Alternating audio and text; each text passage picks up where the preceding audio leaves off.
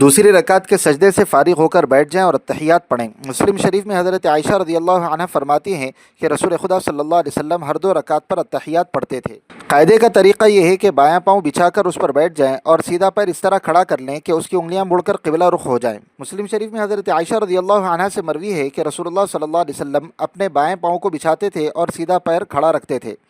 اسی طرح ترمذی شریف میں حضرت وائل بن حجر رضی اللہ عنہ سے مروی فرماتے ہیں کہ میں مدینہ منورہ حاضر ہوا تو میں نے اپنے جی میں کہا کہ رسول اللہ صلی اللہ علیہ وسلم کی نماز کو دیکھوں گا، تو جب آپ التحیات پڑھنے کے لیے بیٹھے تو اپنے بائیں پاؤں کو بچھایا اور بائیں ہاتھ کو مائیں ران پر رکھا اور سیدھے پاؤں کو کھڑا کر دیا۔ امام ترمذی علیہ رحمہ فرماتے ہیں کہ یہ حدیث حسن صحیح ہے اور اکثر اہل علم کے نزدیک اسی حدیث پر عمل ہے۔ البتہ عذر کی حالت میں جس طرح قدرت ہو اس طرح بیٹھ سکتے ہیں۔ چنانچہ حضرت عبداللہ ابن عمر رضی اللہ عنہما کو بعض یہودیوں نے ایک موقع پر اوپر سے نیچے گرا دیا تھا، جس کے صدمے سے ان کے پیر کمزور ہو گئے تھے اور سنت کے مطابق بیٹھ نہیں پاتے تھے۔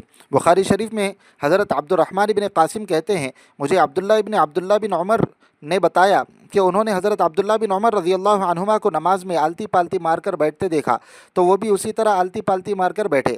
حضرت عبداللہ کا بیان ہے کہ وہ اس وقت کم سن تھے، تو حضرت عبداللہ بن عمر رضی اللہ عنہما نے مجھے منع فرمایا اور کہا کہ نماز کی سنت یہ ہے کہ تم اپنے دائیں پاؤں کو کھڑا رکھو اور بائیں پیر کو بچھا دو۔ میں نے عرض کیا کہ آپ تو آلتی پالتی مار کر بیٹھتے ہیں، تو فرمایا کہ میرے پاؤں کمزور ہو گئے، مجھے اٹھا نہیں پاتے۔